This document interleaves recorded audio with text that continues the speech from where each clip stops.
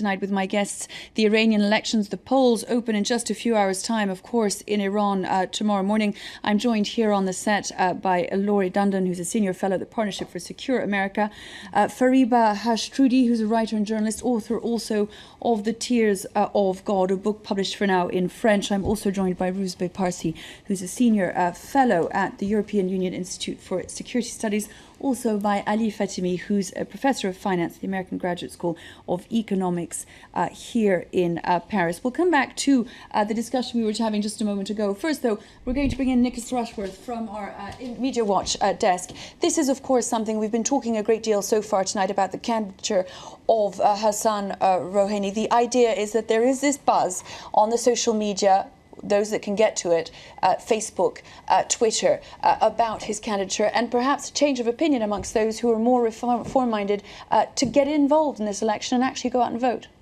Hi to you, Melissa, and to all of you. This is an AFP report that's come saying that there is a kind of mini buzz going on as the countdown to the vote continues. Now, this is actually confirmed by this site here, which you can see, Iranian.com, and it's based in London, and it's saying that, in fact,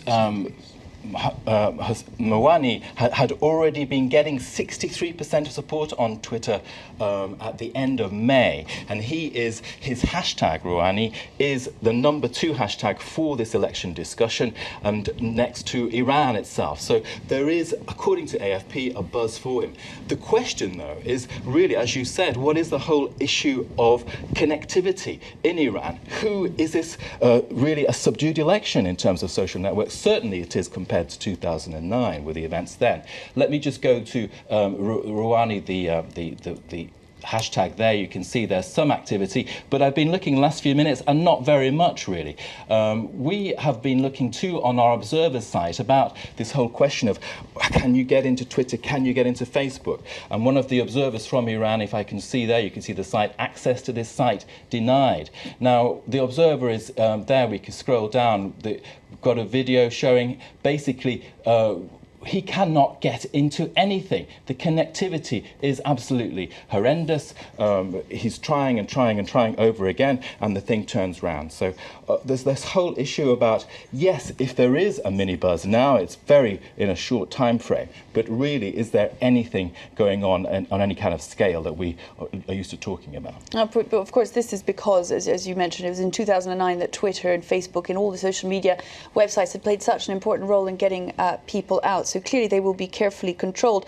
There is Google also saying that there have been efforts to hack into the accounts of tens of thousands of Iranian users in a bid to influence the vote. So not only are sites being controlled and internet access slowed down, but there have been actual attempts to hijack the accounts of people. Well, Iran has had a cyber police force since 2011. It's listed in the top 5 of enemies of the internet by Reporters Without Borders. Look at this piece in the Telegraph, and also similar in lots of papers around the world. There you can see the headline, "The Iranian Election, Google stops attempts to hack tens of thousands of Iranian users."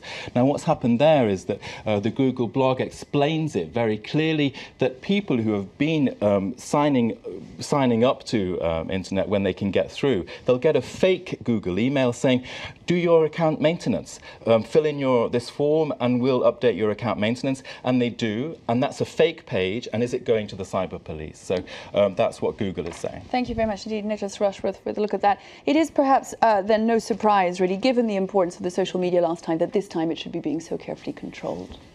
Well, actually, I think that picks up on a theme right where we left off. We've been talking about the structural tensions within wanting to get the public support, public engagement, and yet structurally the Supreme Leader and the establishment not wanting to allow a maverick or anyone uncontrolled to actually make it to the final choice. We've looked at the structural elements of how that's happened over time, but we're dealing with a very specific context in this election, which is the wake of 2009, the surprises that brought, the Supreme Leader not wanting to be caught off guard now, having put in place redundancies, both with the election law passed earlier this year and trying to create additional layers where there will be monitoring by heavily vetted and carefully identified representatives chosen through the thread connected to the Supreme Leader, and additionally preparing security forces, preparing all sorts of people to be in place to prevent the escalation of response like they saw last time. So this is all a bit set in the context of post-2000. I just want to get back one word. When I say North Korea, I insist on that. Because in North Korea, one man rules. In Iran, one man rules. But here, in North Korea, there is most probably no constitutional right. But this man, Mr. Khamenei, can overrule the parliament. He can overrule everyone. He appoints everyone. He commands the army. His word is law. He has a power that the Shah of Iran never could dream of. In other words, Iran has never seen a ruler like him since the Mongol invasion. I mean, this man is brutally ruling the country. And when I say it's North Korea, I defend that position. It doesn't mean have to be exactly the same, but as far as one-man rule dictatorial is concerned, there's no difference whatsoever.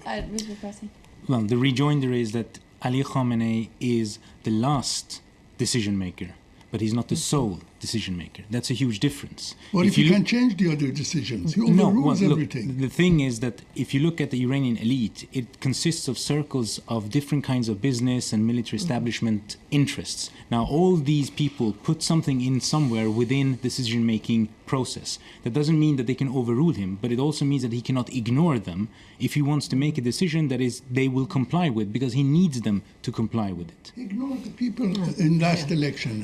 How much more do you want? There's a difference between people and the elite. And the factions and elements that are fighting within the conservatives, for example, to find one candidate to back are representative of that. That there are groups that have very strong disagreements about what strand of support they want to give him. One of the big problems, and of course you are an economist, Ali Fatimi, you've written about this at great length, is the economic situation in the country is another blow to the conservative strain holding its grip on power. Well, one has to ask, where did $750 billion go over the 8 years? The country today is in a much worse economic situation. We were discussing that before. The inflation is over 50%, unemployment is over 30%, most of the factories are closed, and nobody knows where the money went. The country is bankrupt. This is going to be very difficult to keep a lid